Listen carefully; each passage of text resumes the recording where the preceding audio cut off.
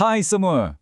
Pernah tak anda terfikir macam mana agaknya nak dapatkan hasil yang lebih banyak, tapi dengan usaha yang lebih sikit? Hari ini kita akan bongkar rahsianya, prinsip Pareto atau yang lebih dikenali sebagai aturan 80-20. Pernah tak rasa macam ni? Seharian suntuk kita sibuk kan? Balas email, pergi mesyuarat sana sini. Tapi bila dah petang, kita duduk dan fikir balik, apa je yang aku dah siapkan betul-betul hari ni? Kalau anda pernah rasa macam tu, percayalah anda tak keseorangan. Okey, jom kita bedah siasat sikit apa punca masalah ni. Sebenarnya, ada satu rahsia atau peraturan yang orang-orang produktif selalu guna. Ia dikenali sebagai aturan 80-20. Aturan ni sebenarnya datang dari pemerhatian seorang pakar ekonomi Itali, namanya Vilfredo Pareto. Ceritanya, dia perasan yang 80% tanah ke Itali tu dimiliki oleh cuma 20% penduduk je. Tapi yang menariknya, dia sedar corak yang sama ni muncul kat mana-mana. Dalam bisnes, dalam sains, sampaikan dalam hidup kita seharian pun ada. Cuba tengok ni. Boleh nampak kan, sebahagian besar hasil iaitu 80% tu sebenarnya datang daripada secebis usaha yang kecil je, iaitu 20%. Ini satu benda yang penting sangat untuk kita faham.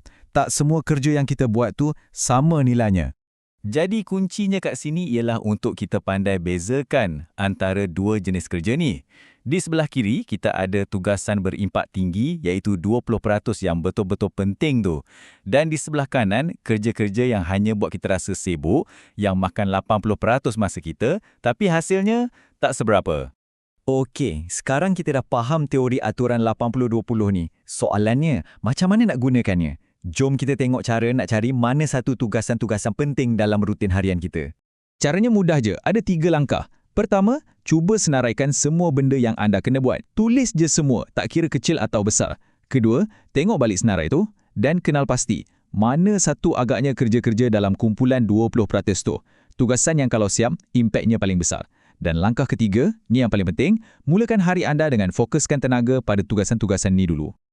Dengar teori memang nampak mudah, kan? Apa kata kita tengok satu contoh sebenar kat tempat kerja, barulah nampak lebih jelas.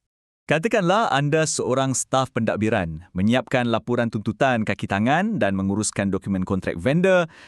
Ini mungkin 20% anda. Kenapa? Sebab ia ada kesan terus pada keuangan dan operasi syarikat. Tugasan lain macam susun semula email atau kemas laci alat tulis, ya memang kena buat, tapi impaknya tak sebesar dua kerja utama tadi. Dan inilah hasilnya. Bila kita fokus pada 20% yang penting tu, kita bukan lagi sekadar sibuk, tapi kita jadi betul-betul produktif. Bunyi macam pelih kan? Tapi untuk dapat hasil yang lebih banyak, kadang-kadang kita kena buat kurang perkara, asalkan ia adalah perkara yang betul. Jadi pada penghujungnya, ini bukan sangat soal menguruskan masa, tetapi lebih kepada menguruskan fokus anda. Ia tentang memilih untuk buat benda yang betul. Semuanya boleh dirumuskan dalam petikan ni. Pengurusan masa yang bijak bukanlah tentang melakukan semua perkara, tetapi tentang melakukan perkara yang betul. Tumpukan tenaga anda pada 20% tugasan yang paling bermakna dan anda akan capai hasil yang luar biasa. Sebelum kita berakhir, saya nak tinggalkan anda dengan satu soalan.